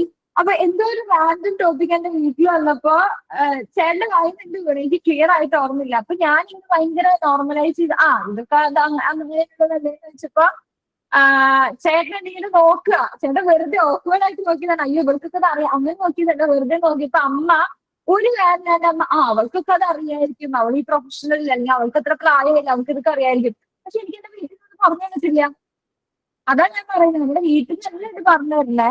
പക്ഷെ ഈ ഫോൺ വീഡിയോസിന്റെ പ്രശ്നം എന്താ വെച്ചാൽ, നമുക്ക് അങ്ങനെ കേസ് വന്നായിരുന്നു. ഈ ഫോൺ വീഡിയോ കണ്ടിട്ട് നമ്മൾ കാണുന്നത് എനിക്കറിയില്ല എല്ലാവർക്കും ന്യൂസ് പുറത്ത്, അതായത് ഈ 1.5 മണിക്കൂർ 2 മണിക്കൂറൊക്കെ ഇങ്ങനെ കട്ട് ചെയ്ത് വരുന്ന വീഡിയോസ് ആണ് നമ്മൾ കാണുന്നത്. അവർ കട്ട് ചെയ്തിട്ടായിരിക്കും മേ ബി അത് എടുക്കുന്നുണ്ടാവുക. പിന്നെ അവരുടെ സ്കിൻ ടോണും നമ്മുടെ ഇന്ത്യൻ സ്കിൻ ടോണിന്റെ കളേഴ്സും തമ്മിൽ ഭയങ്കര ഡിഫറെന്റ് ആണ്. ഒരു വട്ടം പേഷ്യന്റ് വന്നിട്ട് എടുത്ത് പറയാണ്, ഇത്ര കളർ ഇല്ല എന്റെ ഭാര്യയ്ക്ക്, അല്ലെങ്കിൽ അതിലൊന്നും കാണുന്ന പോലത്തെ കളർ അല്ലല്ലോ എന്റെ ഭാര്യയ്ക്ക്. അപ്പൊ നമ്മൾ വെച്ച് അല്ല, അതിൽ കാണുന്ന ചെക്കൻ്റെ അതേ കളറാണോ നിനക്ക്? അതല്ല മാം, അതുപോലെ, അതായത് ഇതൊക്കെയാണ് റിയൽ എന്ന് പറയുന്ന രീതിക്കാണ്. പിന്നെ ടൈമിങ് കുറവാണ് എന്നുള്ള രീതിക്കൊക്കെയാണ് ആൾക്കാർ പറയുന്നത്. അപ്പൊ ഈ ഫോൺ അഡിക്റ്റ് ആയിട്ട് അല്ലെങ്കിൽ ഫോൺ വീഡിയോസിൽ കാണുന്നതാണ് റിയൽ എന്ന് പറഞ്ഞ് വിശ്വസിക്കുന്ന ഒരു കാറ്റഗറി ഓഫ് ആൾക്കാർ നമ്മുടെ ഇടയിലുണ്ട്. അപ്പൊ നമ്മൾ വീണ്ടും ബാക്ക് ടു സൂസൈഡ് വരികയാണെങ്കിൽ അടുത്ത ഫാക്ടർ എന്ന് പറയുന്നത് സോഷ്യോ കൾച്ചറൽ ഫാക്ടേഴ്സ് ആണ്. അതിൽ ഒന്നാമത്തെ ഫാമിലി വയലൻസ് ആണ്. അതായത് ഭയങ്കര വയലന്റ് ആയിട്ടുള്ള family, sexual abuse, neglect, physical abuse ഒക്കെ ഉള്ള ഫാമിലി ആണെന്നുണ്ടെങ്കിൽ മേ ബി റിസ്ക് ഫാക്ടർ കൂടുതലാണ്. പിന്നെ എക്സ്പോഷർ ടു ബുള്ളിങ്, അതായത് ഈ കോൺസ്റ്റന്റ് ആയിട്ട് ഈ സ്കൂളിലെ സ്റ്റുഡൻസ് തമ്മിൽ അങ്ങോട്ടും ഇങ്ങോട്ടും ഓൺലൈൻ ആയിട്ട് ഓഫ്ലൈൻ ആയിട്ട്, പിന്നെ നമ്മുടെ ടീച്ചേഴ്സ്, റിലേറ്റീവ്സ്, പാരന്റ്സ്, ഈവൻ കളറിന്റെ പേരിൽ പോലും എനിക്ക് പേഴ്സണലി അറിയാവുന്ന ഒരാളുടെ ചേച്ചിമാർക്ക് നല്ല കളറാ, അനിയന് എന്തില്ല, കളറില്ല. അപ്പൊ പണ്ട് കുഞ്ഞായിരിക്കുമ്പോ വീട്ടിലൊക്കെ റിലേറ്റീവ്സ് വന്ന് പറയുന്നത്, ചേച്ചിക്കൊക്കെ നല്ല കളറുണ്ടല്ലോ, അനിയനിക്ക് മാത്രം കളറില്ല അല്ലെ. ഇത് പിള്ളേരുടെ കോംപ്ലക്സ് ആയിട്ട് നടക്കുന്നത്. ഇവൻ എന്റെ പേഴ്സണൽ കാര്യം പറയുകയാണെങ്കിൽ എനിക്കൊരു 5 years വ്യത്യാസമുണ്ട് ഞാനും എന്റെ ചേട്ടനും തമ്മില്. ഞാനും ചേട്ടനും 10ാം ക്ലാസ് വരെ, അതായത് ചേട്ടൻ 10ാം ക്ലാസ് പഠിക്കുമ്പോൾ ഞാൻ 6ാം ക്ലാസ്സിലേക്ക് കടന്നത്, ചേട്ടൻ 10ാം ക്ലാസ് കഴിയുമ്പോൾ ഞാൻ 6ാം ക്ലാസ്സിലേക്ക്. അതുവരെ ഗംഭീര അടിയായിരുന്നു. അടി എന്നൊക്കെ പറഞ്ഞ എന്റെ അമ്മ വെച്ചിട്ട് ഞങ്ങൾ ഇട്ട് കഷ്ടപ്പെടുത്തുന്ന ഒരു കണക്കില്ല. എന്റെ ചേട്ടൻ ഇപ്പോഴും പറയും, ഇപ്പൊ ഞാൻ വന്നിട്ട് മനസ്സിലാട്ടോ, ഇപ്പോഴും ചേട്ടൻ പറയാം, നീ പണ്ട് പ്രസവിച്ച് കിടക്കുമ്പോ ചേട്ടന്റെ മനസ്സിലെന്താ, ചേട്ടൻ 5 വയസ്സ് വരെ അവിടുത്തെ മെയിൻ ആയിട്ട് കിടക്കുമ്പോഴാണ് എന്റെ എൻട്രി വരുന്നത്. ചേട്ടൻ പറയാ, നീ എന്റെ അമ്മയുടെ പാല് കുടിക്കുമായിരുന്നു, എനിക്കത് കാണുമ്പോ ഭയങ്കര ബുദ്ധിമുട്ടായിരുന്നു, നീ എന്റെ അമ്മയുടെ പാലല്ലേ കുടിക്കണേ. അതായത് അമ്മയ്ക്ക് വേദന എടുക്കില്ല എന്നുള്ളൊരു പെർസെപ്ഷനാ. അതിന്റെ ഇടയിൽ റിലേറ്റീവ് വന്ന് പറഞ്ഞു, നിന്നെ വെച്ച് നോക്കുമ്പോ ഇവൾക്ക് നല്ല കളർ ഉണ്ടല്ലേ, നല്ല ഗുണ്ടുമണി കുട്ടി എന്ന് പറഞ്ഞത്. എന്നിട്ട് ചേട്ടൻ ഇപ്പോഴും പറയും എന്നെ പാലൊക്കെ വന്ന് അമ്മ കിടത്തി ഉറക്കുമ്പോ ഞാൻ കുറച്ച് ഗുണ്ടുമണിയായിരുന്നു. ഇപ്പൊ ഗുണ്ടുമണിയൊന്നും അല്ലാട്ടോ, ഇപ്പൊ അന്നത്തെ വെയിറ്റ് തന്നെ ഇപ്പൊ ഉള്ളൂ എന്നാണ് എന്റെ അമ്മ പറയണേ. അപ്പൊ എന്റെ തുടക്കില്ലേ സൈസില് പിച്ചിട്ട് ചേട്ടന് ഓടുന്നു. ചേട്ടൻ ഓടും. എന്നിട്ട് അപ്പുറത്തെ വീടിന്റെ ജാതിയുടെ മുകളിലൊക്കെ അയാൾ കയറി പോയിരിക്കുക. എന്നിട്ട് അമ്മ വന്ന് നോക്കുമ്പോ കുട്ടി കരയിൽ മാത്രമേ ഉള്ളൂ. ചേട്ടൻ പറയണേ എനിക്ക് ആ റിലേറ്റീവ് ഇങ്ങനെ വന്ന് പറഞ്ഞതിന് ശേഷം നിന്നെ എനിക്ക് ഇഷ്ടമല്ലായിരുന്നു. പിന്നെ എന്റെ കുറച്ച് അത് ആ ഒരു ഇഷ്ടമില്ലായ്മയുടെ കൂടെ ഞാൻ വലുതായി വരുമ്പോ തല്ലാണല്ലോ ഞങ്ങൾ കൂടുന്നത്. പിന്നെ ചേട്ടൻ സ്കൂൾ വിട്ട് വരുമ്പോഴേക്കും ചേട്ടൻ 10, 3, 4 കിട്ടിയ പേപ്പറൊക്കെ എടുത്ത് അമ്മയുടെ കൊടുത്ത് ഞാൻ അങ്ങനെ ഭയങ്കര പാരയായിരുന്നു. പക്ഷെ ഈ പാര വെച്ചിട്ട് അമ്മ ചേട്ടനെ അടിക്കണ കാണുമ്പോഴാണ് എനിക്ക് ഈ ബ്ലഡ് റിലേഷൻ വരാകയോ എന്റെ ചേട്ടനല്ലേ എന്ന്. അപ്പൊ ഞാൻ അറിയും, അപ്പൊ എനിക്കും കിട്ടും. അപ്പൊ ഇതൊക്കെ വരുന്നത് ഈ വീട്ടുകാര് വന്നിട്ടുണ്ടാകുന്ന ഗന്ധരാപ്പൊക്കെ ചെറുതല്ല. ഇത്തരത്തിൽ കിട്ടുന്ന ചെറിയ അവര് ഭയങ്കര കാഷ്വൽ ആയിട്ട് പറയുന്നതായിരിക്കാൻ വേണ്ടി. പക്ഷെ ഈ ബുള്ളിങ് വരെ കുട്ടികളുടെ ഇടയിൽ എന്തുണ്ടാവാം, ഇൻസെക്യൂരിറ്റീസ് ഉണ്ടാക്കാനായിട്ട് ടാർഗറ്റ് ചെയ്യുന്നുണ്ട്, അല്ലെങ്കിൽ ഇൻസെക്യൂരിറ്റീസ് ഉണ്ടാവാനായിട്ട് കാരണമാവുന്നുണ്ട്. ഈ എല്ലാ കുട്ടികൾക്കും ഇത് ഒരേപോലെ ഡീൽ ചെയ്യാൻ പറ്റണമെന്നോ വലുതാകുമ്പോൾ അവർക്കൊരു ഫാക്ടർ വരുമ്പോൾ അത് ഇത് ട്രിഗർ ചെയ്യില്ല എന്നൊന്നും നമുക്ക് എന്ത് ചെയ്യാൻ പറ്റില്ല, പറയാൻ പറ്റില്ല. അപ്പൊ അതും സോഷ്യോ കൾച്ചറൽ ഫാക്ടേഴ്സിലാണ് വരുന്നത്. പിന്നെ വരുന്നത് കൾച്ചറൽ ആൻഡ് റിലീജിയസ് ആയിട്ടുള്ള ബിലീഫാണ്. അതായത് നമുക്കൊരു പേഴ്സണൽ ഡിലീമ വരുമ്പോ അതിന് സൂസൈഡ് എന്ന് പറയുന്നത് എന്താണ്, wrong belief make suicide seem like a solution. നമുക്ക് വേണമെങ്കിൽ ഇതൊരു സൊല്യൂഷൻ ആയിട്ട് എടുക്കുന്ന രീതിയിലുള്ള കൾച്ചറൽ ഫാക്ടേഴ്സ് ഒക്കെ നമുക്ക് ചിലപ്പോൾ കാണാറുണ്ട് എന്നുള്ള കാര്യങ്ങളൊക്കെ. പിന്നെ മീഡിയ ഇൻഫ്ലുവൻസ് നല്ല രീതിക്ക് വരാറുണ്ട്. അതായത് ഈ ലോക്കൽ സൂസൈഡ്സ്, അതേപോലെ അങ്ങനത്തെ കവറേജ്, ഡെത്ത് ബൈ സൂസൈഡ് എന്ന് പറഞ്ഞാൽ കുറെ മീഡിയ ഇൻഫ്ലുവൻസുകൾ അല്ലെങ്കിൽ അങ്ങനത്തെ റീൽസ് കാര്യങ്ങളൊക്കെ നമ്മൾ ഇൻഫ്ലുവൻസ് ചെയ്യാറുണ്ട്. പിന്നെ ലോ എക്കണോമിക് ആയിട്ടുള്ള സോഷ്യോ എക്കണോമിക് ആയിട്ടുള്ള സ്റ്റാറ്റസ്, അതായത് ഫിനാൻഷ്യൽ ക്രൈസിസ്, സ്ട്രെസ്, ഫിയർ ഒക്കെ വരുമ്പോൾ, അതായത് ലിവിങ് കണ്ടീഷൻസ് ആയിട്ട് നമുക്ക് ഒട്ടും കോപ്പ് ചെയ്യാൻ പറ്റാണ്ടാവുമ്പോൾ എന്ത് ചെയ്യാറുണ്ട്, ആൾക്കാര് സൂസൈഡ് ചെയ്യാറുണ്ട്. പിന്നെ lack of social support or isolation. നമ്മളിപ്പോ വിവാഹം കഴിഞ്ഞ് പോണവരൊക്കെ എന്ത് ചെയ്യാറുണ്ട്, സൂസൈഡിൽ കുറെ ന്യൂസ് നമ്മൾ കണ്ടു അല്ലെ. അപ്പൊ ഒരു സോഷ്യൽ സപ്പോർട്ട് കിട്ടുന്നില്ല, നമുക്ക് ഭയങ്കര എലോൺ ആയിട്ട് തോന്നുകയാണ്. അതൊക്കെ ഇൻക്രീസ്ഡ് ആയിട്ടുള്ള റിസ്ക് ഫാക്ടേഴ്സ് ആണ്. പിന്നെ ബീയിങ് ഇൻ ഡിസ്ക്രിമിനേറ്റഡ് ഗ്രൂപ്പ്സ്, അതായത് ഇപ്പൊ പറയുകയാണെങ്കിൽ റെഫ്യൂജീസ് അല്ലെങ്കിൽ മൈഗ്രൻസ്, ഇൻഡിജിനസ് പീപ്പിൾ, ലെസ്ബിയൻ, ഗേ, ബൈസെക്ഷൽ, ട്രാൻസ്ജെൻഡർ, ഇന്റർസെക്സ്, LGBTQ, ഇങ്ങനത്തെ കുറെ സമൂഹത്തിൽ മാറ്റി നിർത്തുന്ന ഗ്രൂപ്പുകളിലുള്ള ആൾക്കാർക്ക് എന്താണ്, അവർക്ക് ഭയങ്കര മെന്റൽ സഫറിങ് ആയിരിക്കും. ഈവൻ പഠിക്കുന്ന കുട്ടി, പഠിക്കാത്ത കുട്ടി, കളറുള്ള കുട്ടി, കളറില്ലാത്ത കുട്ടി എന്ന് പറയുന്നത് വരെ നമുക്ക് എന്താണ്, റിസ്ക് ഫാക്ടേഴ്സിലാണ് വരുന്നത്. ക്ലിയർ അല്ലേ? ക്ലിയർ ആണ്. ഓക്കെ.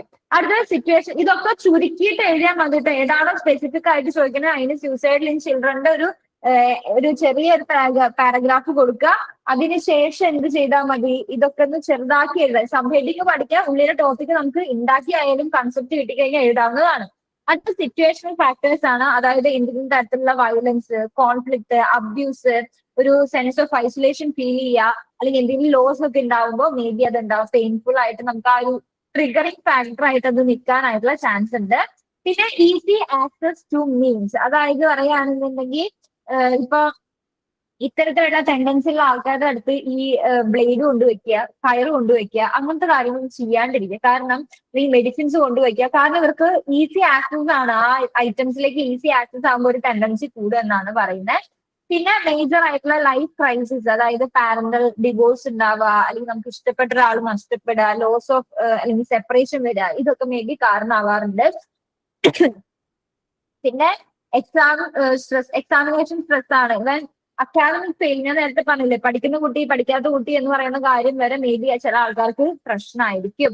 അപ്പൊ ഈ ഇടയ്ക്ക് ഒരു ന്യൂസ് ഉണ്ടായിരുന്നല്ലോ, MBBS എന്തോ കിട്ടിയിട്ട് അത് പഠിക്കാൻ ആഗ്രഹമില്ല എന്നുണ്ട്, എന്തോ റാങ്ക് ഹോൾഡർ ഒക്കെ ആയിട്ട് ആത്മഹത്യ ചെയ്തൊരു ന്യൂസ് ഞാൻ കണ്ടിട്ടുണ്ടായിരുന്നു.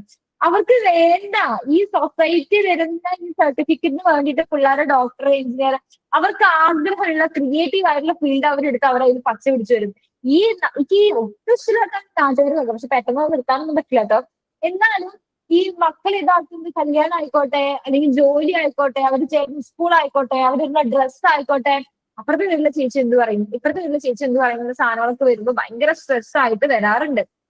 അതേപോലെ എക്സാമിനേഷൻ സ്ട്രെസ്, അതായത് ഞാൻ ഫെയിൽ ആവോ, മറ്റുള്ള സ്റ്റുഡൻസിനെ വെച്ച് നോക്കുമ്പോൾ ഞാൻ മോശമാണോ എന്നുള്ള കാര്യങ്ങളൊക്കെ മേ ബി കുട്ടികളിൽ ട്രിഗർ ചെയ്യാറുണ്ട്.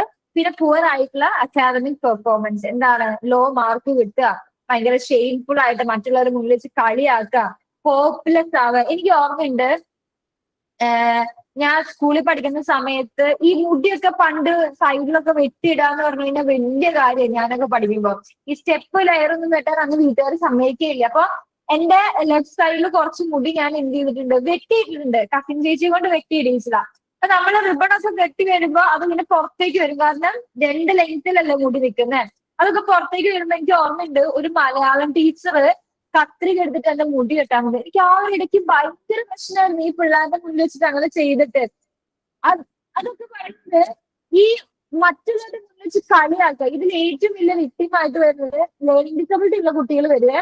അവർക്ക് ചിലപ്പോൾ ഡിസ്ലെക്സിയ ആയിരിക്കും. ഡിസ്ലെക്സിയ എന്ന് പറഞ്ഞാൽ എന്താ, വായിക്കാനുള്ള ബുദ്ധിമുട്ട്. നമ്മുടെ നാട്ടിലൊക്കെ നമ്മുടെ ക്ലാസ്സുകളിലൊക്കെ ഇപ്പോഴും ഉണ്ട്, പണ്ടുണ്ടെന്ന് തോന്നുന്നു. പണ്ടുണ്ടായിരുന്നു, ഇപ്പൊ ഉണ്ടോന്ന് എനിക്കറിയില്ല. എണീപ്പിച്ച് നിർത്തി വായിക്കുക. ഇംഗ്ലീഷ് മലയാളമൊക്കെ പിള്ളേരെ കൊണ്ട് എണീപ്പിച്ച് നിർത്തി വായിക്കും. ഈ ഡിസ്ലെക്സി ഉള്ള കുട്ടിക്ക് അത് പ്രോപ്പർ ആയിട്ട് വായിക്കാനായിട്ട് പറ്റില്ല. അപ്പൊ അവർക്ക് എന്താണ്, മറ്റുള്ളവരുടെ മുന്നിൽ വെച്ച് എല്ലാവരും തെറ്റുമ്പോ ചിരിക്കും, മറ്റുള്ളവരുടെ മുന്നിൽ വെച്ച് കളിയാക്കുകയൊക്കെ ചെയ്യുമ്പോൾ അത് അവർക്ക് ഭയങ്കര ഷെയിംഫുൾ ആയിട്ട് പിന്നെ അവർക്ക് ക്ലാസ്സിൽ പോകാനൊക്കെ ഭയങ്കര മടിയായിട്ടൊക്കെ കാണും.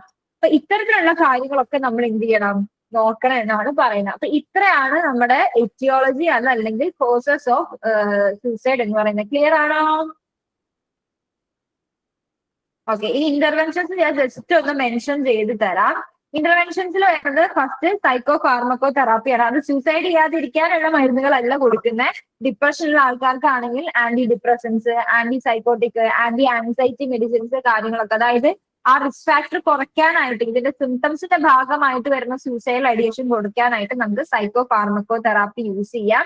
പിന്നെ ക്രൈസിസ് ഇന്റർവെൻഷൻ ആണ്. ക്രൈസിസ് ഇന്റർവെൻഷൻ എന്ന് പറയുമ്പോൾ ഇപ്പൊ എന്താ പറയാ, ഒരു പേഴ്സണന്റെ സേഫിന് വേണ്ടിയിട്ട് ഇമ്മീഡിയറ്റ് ആയിട്ട് നമ്മൾ കൊടുക്കുന്നതാണ് ക്രൈസിസ് ഇന്റർവെൻഷൻ. അതായത് നമ്മൾ അവരുടെ കൂടെ ഉണ്ട്, ഹാർംഫുൾ ആയിട്ടുള്ള ഒബ്ജക്റ്റുകൾ മാറ്റി വെക്കുക, അവരുടെ ആ ക്രൈസിസ് ഓവർ ആവണ വരെ അവർക്കൊരു സപ്പോർട്ട് കൊടുക്കുക, അതിനുശേഷം നമ്മൾ അവരുടെ കൂടെ ഉണ്ട് എന്നുള്ള ഒരു കാര്യങ്ങളൊക്കെ പ്രൊവൈഡ് ചെയ്യുന്നതാണ് ക്രൈസിസ് ഇന്റർവെൻഷൻ എന്ന് പറയുന്നത്, ഒരു പ്രൊഫഷണൽ ആയിട്ടുള്ള വേയില്. അത് ഡീറ്റെയിൽഡ് ആയിട്ടുള്ള സൈക്കോതെറാപ്പിയാണ്. എന്തുകൊണ്ടാണ് ഇവർക്ക് ഈ വന്നി CBT കഴിഞ്ഞ് യൂസ് ചെയ്യാൻ പറ്റും, എന്തുകൊണ്ടാണ് അവർക്ക് ഇങ്ങനെ സൂസൈഡ് ഐഡിയേഷൻ വരുന്നത്, എന്തൊക്കെയാണ് അവരുടെ സിംറ്റംസ്, ഇത് എവിടെ നിന്ന് ട്രിഗർ ചെയ്തു, അത് ഇപ്പൊ എന്തുകൊണ്ട് വന്നു എന്നുള്ള രീതിയിൽ നമ്മൾ എന്ത് ചെയ്യാണ്, കംപ്ലീറ്റ് ആയിട്ട് തെറാപ്പി കൊടുക്കുക. പിന്നെ family therapy, psycho education. Family എന്ത് ചെയ്യണം, ഫാമിലി തെറാപ്പി എന്തായാലും കൊടുക്കണം. അതായത് നമ്മളൊരാൾ ഇരിക്കുമ്പോ ഒറ്റയ്ക്ക് നിന്നിട്ട് അവർക്ക് ചില കാര്യങ്ങൾ ചെയ്യാൻ പറ്റില്ല, അതിന് ഫാമിലിയുടെ സപ്പോർട്ട് തന്നെ വേണം. അപ്പൊ ഫാമിലി തെറാപ്പിയും സൈക്കോ എഡ്യൂക്കേഷൻ എന്ന് പറയുന്നത് സിമ്പിൾ ആയിട്ടുള്ള ടെർമിനോളജിയിൽ ആ ബാക്കിയുള്ളവർക്ക് എന്താണ് ഈ കുട്ടിയുടെ അവസ്ഥ അല്ലെങ്കിൽ എന്തുകൊണ്ടാണ് എന്നുള്ള കാര്യം മനസ്സിലാക്കി കൊടുക്കണേനെയാണ് നമ്മൾ എന്ത് പറയാ, സൈക്കോ എഡ്യൂക്കേഷൻ പറയാം. അപ്പൊ ഫാമിലി മെമ്പേഴ്സിന് how to support the person, എങ്ങനെയാണ് ഇയാളെ സപ്പോർട്ട് ചെയ്യേണ്ടതെന്ന കാര്യം, അവരുടെ ഫീലിങ്സ് എങ്ങനെ മനസ്സിലാക്കണം, എങ്ങനെയാണ് ഈ കണ്ടീഷൻ വേഴ്സ് ആവാണ്ട് നോക്കണ്ടേ എന്നുള്ള കാര്യങ്ങളൊക്കെ നമ്മൾ പ്രൊവൈഡ് ചെയ്യുന്നതാണ് ഇതിന്റെ ഇന്റർവെൻഷൻസ് എന്ന് പറയുന്നത്. ഇത്രയും ക്ലിയർ ആണോ? നമ്മൾ ആ ടോപ്പിക് കംപ്ലീറ്റ് ഇതാക്കിയിട്ടുണ്ട്. സൂസൈഡ് എന്ന് പറയുന്നത്, സൂസൈഡ് ഇൻ ചിൽഡ്രൻ എന്ന് പറയുന്നത്. അത് സൂസൈഡ് എന്ന് ചോദിച്ചാലും ഈ സെയിം സാധനം തന്നെയാണ് ഇതിന്റെ. സൂസൈഡ് ഇൻ ചിൽഡ്രൻ എന്ന് നോക്കുമ്പോൾ എല്ലാം ചിൽഡ്രൻ ആയിട്ട് കണക്ട് ചെയ്ത് ഈ സെയിം പോയിന്റ്സ് തന്നെ കുറച്ച് കോൺസെപ്റ്റ് എന്താക്കുക, ചിൽഡ്രൻ ആയിട്ട് കണക്ട് ചെയ്തിട്ട് എഴുതാം. ക്ലിയർ ആണ്? ഒരു 1 hour ആയി നമ്മൾ ക്ലാസ് തുടങ്ങിയിട്ട്. ക്ലിയർ അല്ലേ? ഓക്കെ, ഇനി ഇതിൽ ചോദിക്കുന്ന ഒരു ടോപ്പിക് എന്ന് പറയുന്നത് ചൈൽഡ്ഹുഡ് ഡിപ്രഷൻ ആണ്. ആ കാര്യം എഴുതുമ്പോഴും എന്താണ് ഡിപ്രഷൻ, ചൈൽഡ്ഹുഡിലേക്ക് എങ്ങനെ എഫക്ട് ചെയ്യുന്നു, ക്ലിനിക്കൽ പിക്ചേഴ്സ്, എറ്റിയോളജി കാര്യങ്ങളൊക്കെ ഡീറ്റെയിൽ ആയിട്ട് എഴുതാം. നിങ്ങളുടേതായിട്ടുള്ള ഭാഷയിൽ അണ്ടർലൈൻ ചെയ്ത് സൈഡ് ഹെഡിങ് കൊടുത്തിട്ട് എഴുതാനായിട്ട് നോക്കാം. ഇപ്പോഴും ഞാൻ പറയുന്നു, ഈ ടോപ്പിക് നമ്മൾ ഇവിടെ വേണ്ടിയിട്ടാണ് നമ്മളിത് പറഞ്ഞിട്ടുള്ളത്. ഈ കാര്യങ്ങൾ ഇവിടെ വിടാൻ ബാക്കി അവരുടെ കാര്യങ്ങളൊക്കെ എന്താ വെച്ചാൽ നമുക്ക് ഇഷ്ടമുള്ള കാര്യങ്ങൾ എന്താ വെച്ചാൽ ചെയ്ത് കോൺസെൻട്രേറ്റ് ചെയ്യാം കേട്ടോ. Okay, thank you. Thank you ma'am. Thank you.